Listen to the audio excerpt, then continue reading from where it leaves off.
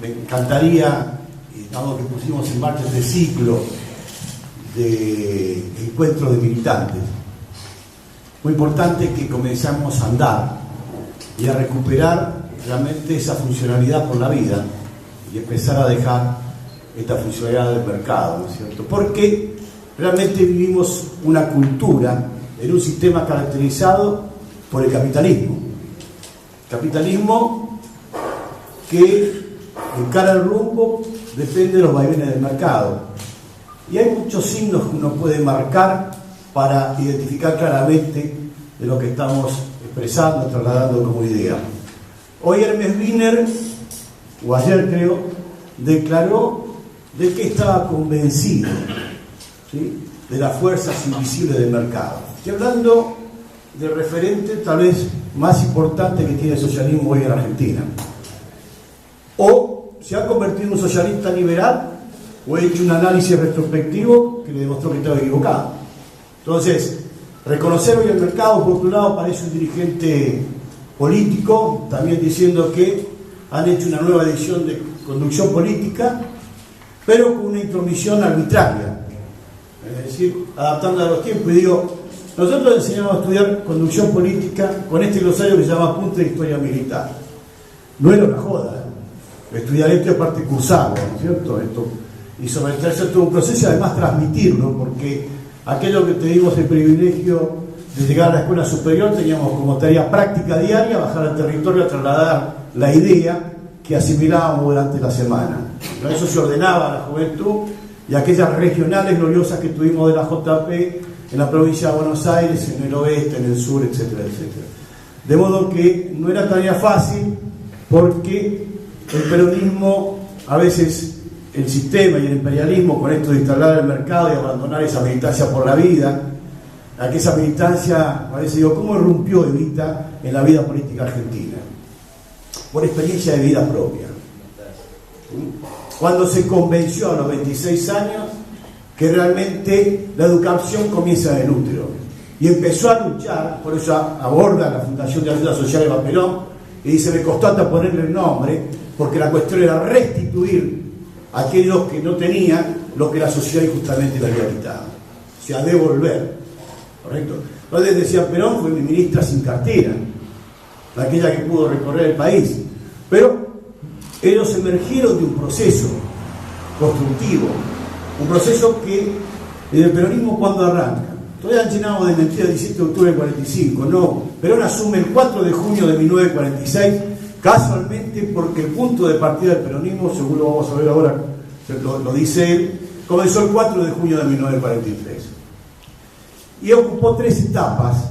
La etapa doctrinaria, que fue la preparación humana y técnica de la revolución justicialista, la toma del poder con el acto electivo del 24 de marzo del 46 y el gobierno que se asume el 4 de junio del 46, conmemorándose el 4 de junio del 43, la etapa dogmática que transcurre del 4 de junio del 46 al 9 de abril de 1949, porque tiene 2 etapas, la ideológica y la filosófica. La ideológica se consuma con el primer hecho revolucionario en el mundo, donde una revolución a su ideología la convierte en Constitución Nacional, es decir, en la organización jurídica de las relaciones entre los argentinos. Nada más ni nada menos. Y después declara, el 9 de abril de 1949, la tercera posición filosófica en el plano político internacional, Declaración Universal del Justicialismo como nuevo orden de vida. Y esto es lo que los compañeros referían como sentimiento, el credo, que nada más y nada menos era haber elegido íntimamente cómo vivir. Eso se lo declaró al mundo en un congreso internacional de filosofía que sesionó compañeros durante 2 años, porque también está oculto. No, con eso se juntaron 3 filósofos loquitos y hicieron un congreso en Mendoza. No, sesionó del 47 y se clausuró el 9 de abril del 49. Vino nada más y nada menos que todo el pensamiento occidental de la posguerra. En ese ámbito declara Perón la tercera posición filosófica del plano político internacional.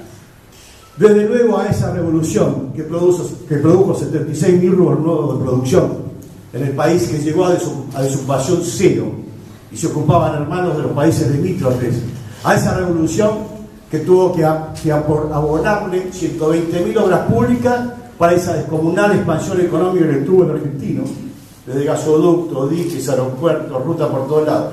Esa fue la revolución de Perón. Pero no estaba sostenida solamente en la palabra, estaba sostenida en la idea y en la fe.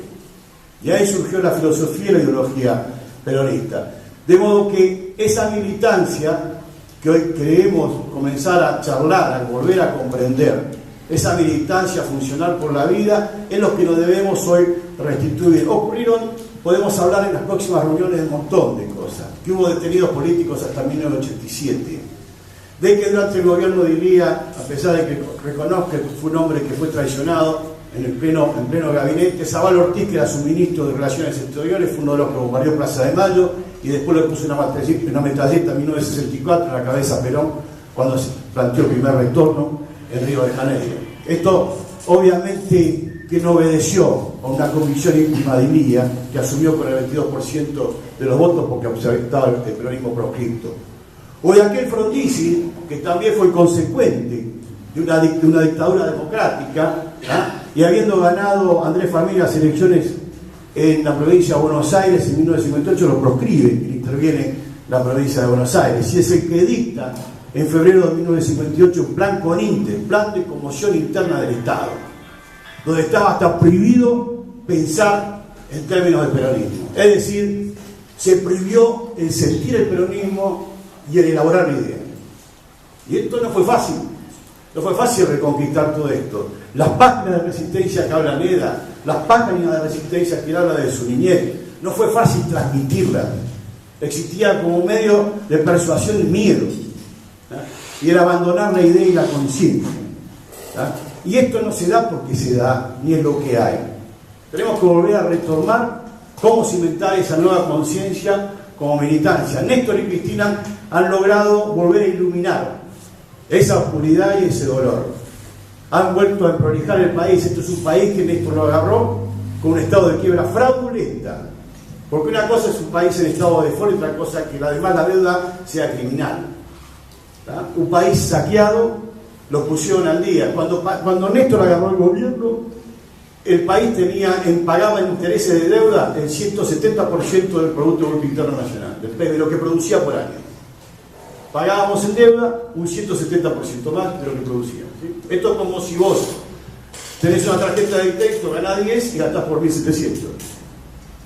¿Sí? Perdón, por 170. Ya, quiero que tomen conciencia de esto, que recién ahora nos podemos dar el lujo de volver a pensar en términos políticos y filosóficos, de decir cómo encaramos de vuelta y empezar a educar al pichón, porque la educación empieza en el útero. Y acá, desde hace 70 años, cuando Evita, a partir de esa idea que comenté anteriormente, instaura en la Constitución del 49 como ideología los derechos especiales y privilegios de la mujer y el niño. Decía la oligarquía, bueno, sí, a la negrita le dan 3 años de licencia por maternidad, pero en realidad el Estado invertía como en pavimentar una calle, invertía en el pibe, ¿sí? Porque era una inversión del Estado. Decía Ramón Carrillo, si el bienestar material no llega a través del marido, va a llegar a través de la mujer. Pero el Estado estaba presente, porque la lucha fabulosa que se da en los primeros 6 años, si no se da, compañeros, por más que intentemos lo que intentemos, está condicionada al fracaso de la mediocridad, porque ese chico no tiene cerebro. Entonces, esto es lo que yo planteo como militancia por la vida, volver a recuperar el rol de la mujer, instrumento de educación fundamental, porque los primates tenemos como ley fundamental que no podemos prescindir de la madre. Entonces hay que volver a la madre y a la familia y volver a revalorizar qué significa eso en términos políticos. Cómo después de esos derechos de privilegio y especiales no podido resolver los políticos, cómo jubilar a esa madre de 3 o 4 hijos que está dedicada en su función de maternidad nada más y nada menos que investir, es decir, vestir por dentro a ese futuro ciudadano en condiciones de ilustrados y virtuosos. Ese es el rol, esa obligación que yo considero que tiene la política para adelante. El peronismo tuvo 4 etapas. La primera etapa fue fundamental, la preparación humana, pero no se encontró casualmente con un país solidario, inconsecuente, sino absolutamente indiferente. Perón hizo 27.732 encuentros con el pueblo. La primera vez que escuché cuánto mide el recorrer la provincia de Buenos Aires fue la palabra de él, 32.742 kilómetros. Yo quiero ilustrarlo en ese sentido y ver cómo Perón, primero, desmitifica el punto de partida del peronismo, que es el 4 de junio, lo va a decir ahora en el video, y después dice qué es la preparación humana y cómo se llega a la preparación técnica. Esto transcurrió entre el 12 de abril del 43 al 27 de septiembre del 45. Después se prepara el 17 de octubre, fue un acto estratégico de quien era profesor de la Escuela Superior de Guerra en estrategia militar. Y obviamente comienza a consumarse ya la toma del poder, que se termina de tomar el 24 de febrero del 46.